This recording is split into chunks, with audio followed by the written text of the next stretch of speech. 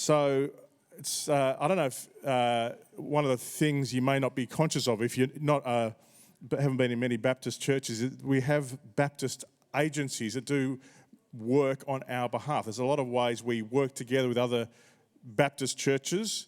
And coming out of that, there have been things like Baptist Mission, who we've got a partnership with our Nepalese congregation, and Baptist World Aid, and Crossover Australia, and many other Baptist agencies. One of the fairly recent developments for us in Tasmania is that Baptcare, which came out of the Baptist Union in Victoria, actually has started work here in Tasmania. And I'm going to introduce now Sylvia, who is the Chief Operating Officer for Victoria, Tasmania and South Australia, and the team to come up, and they're just going to share a little bit. This is the first time we've had this opportunity to hear a little bit about what Baptcare do here in Tassie.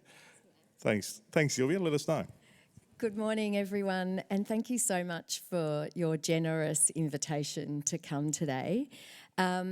I was thinking a lot about today and thinking about where Baptcare started, and it was our 79th birthday this year.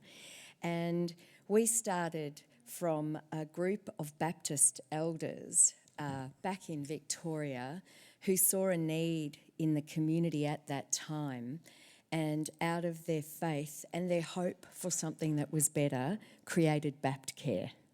And so we're very, very proud of that legacy, and particularly proud of the relationship that we have with our Baptist congregations.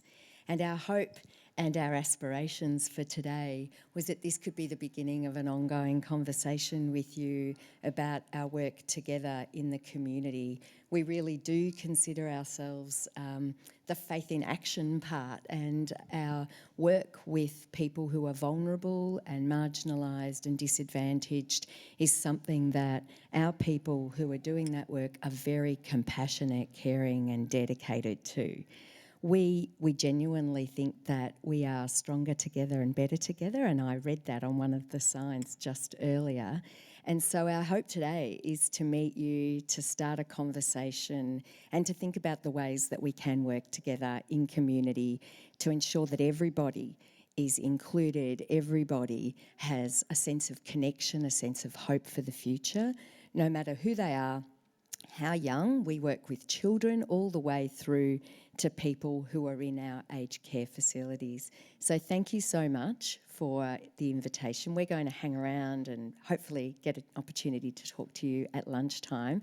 And I'm going to hand over to the team and they'll introduce themselves and just say a couple of words about the different programs that we run, and possibly encourage you to think about how might we do some work together.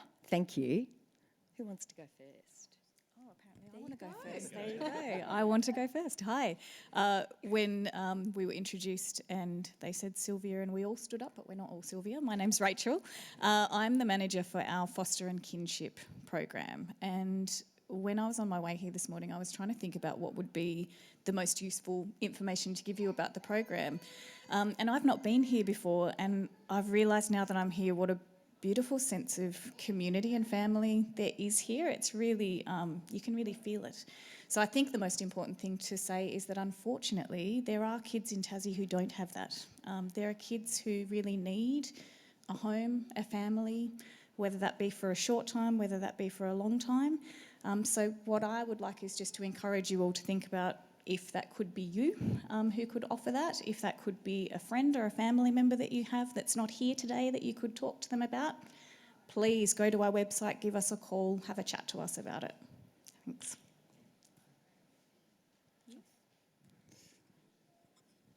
Hi, my name's Matt. I'm the youth support worker at Baptcare, and we work with young people who are about 10 to 18 who are highly disengaged and not connected with their families sometimes or with their communities.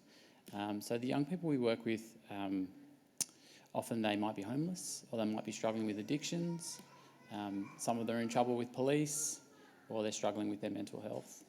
And so our program, what we do is we spend up to 2 years with these young people, a couple of hours once a week, just supporting them to feel connected and to start working on some of their goals so that they can start to build the life that they need or want.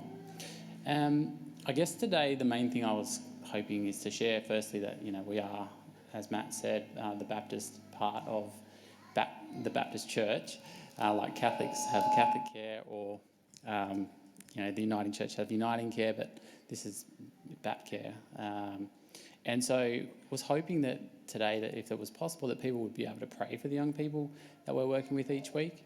There's about 10 to 15 young people that we're supporting at any given time. So, your prayers and holding them up each week would mean a lot. They're all going through something quite unique and quite different, and sometimes it's quite scary. Really appreciate that. Thank you. Thanks, Matt. Morning, everyone. My name's Ash. I'm the Operations Manager for our mental health programs. And so what we do, we've got about 30 people across Tasmania working in the community with people who have severe and persistent mental illness.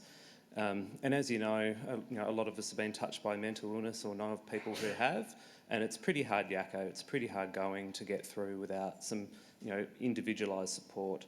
So our staff work in the community. They go to people's homes.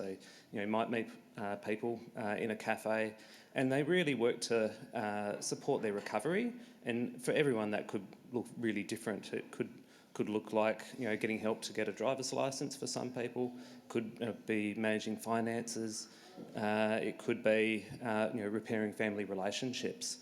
And with that help, we can work with people between 3 and 12, 18 months sometimes, depending on the program.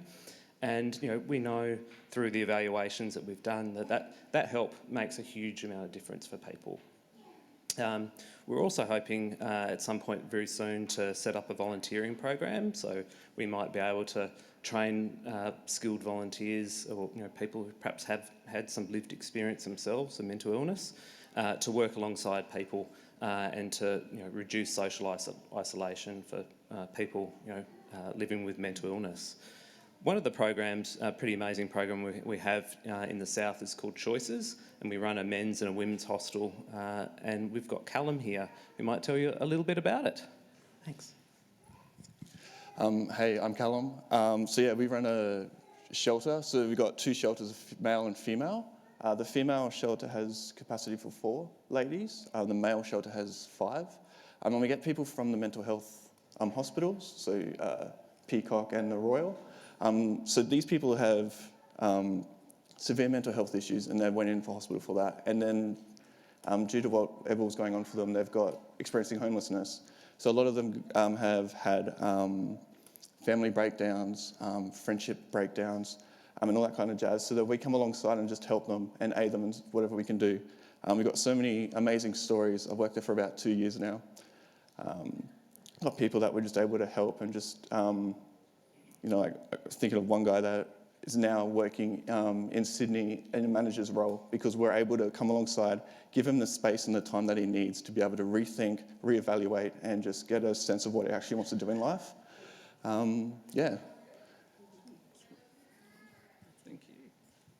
Thanks everyone for making the time, but more importantly, thank you for including us in your community. And please know that we have a real commitment and desire to be part of this community with you. And we are also really confident that together we can have a bigger impact and help people. We know from our work that every person at some point in their life needs someone to help. And if you're really lucky, you have family, you have friends, or you have a community like this. But for some people, they don't have that. And so we become their community. And we would love to do that with you. So thank you so much for making the time.